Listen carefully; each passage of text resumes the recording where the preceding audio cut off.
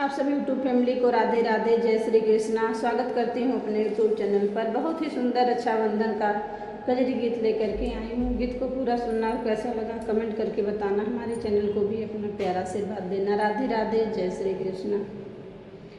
हम कन्हैया का